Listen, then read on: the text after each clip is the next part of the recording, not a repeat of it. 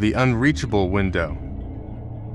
I'm Jensen, a typical university student, always buried in textbooks and assignments. My second-floor student apartment was my sanctuary, a place where I could focus on my studies. Little did I know, my haven would soon become the setting for a nightmarish experience. One autumn night, I was engrossed in complex equations, with just the soft glow of my desk lamp and dim street lights outside. The world beyond my window felt distant and irrelevant. Hours passed until an eerie disturbance disrupted my concentration. A rhythmic tapping, like fingernails lightly drumming on glass. I glanced at the window. My heart sank. Outside, in the dimly lit alley, stood a figure. Its face was hidden in the dark, and its bony fingers tapped on the window pane with eerie precision.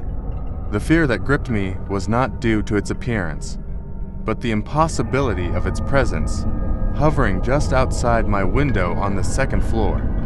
Fear and disbelief paralyzed me. The figure continued tapping, beckoning to me. Questions raced through my mind. How could this be happening? Summoning courage, I inched closer to the window. As I pulled the curtain aside, I gasped. The figure was still there, its hollow eyes fixed on me, lips moving, forming words I couldn't. Reached for my phone and contacted the security office, trying to explain the situation. The tapping persisted, as if the figure was desperate to reach me.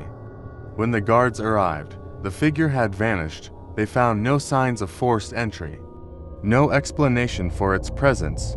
They left, bewildered and unable to provide answers. In the days that followed, I couldn't escape the memory of that night. My studies suffered. I became obsessed with finding answers until I found out that someone did die in my room before as the most possible explanation for its presence.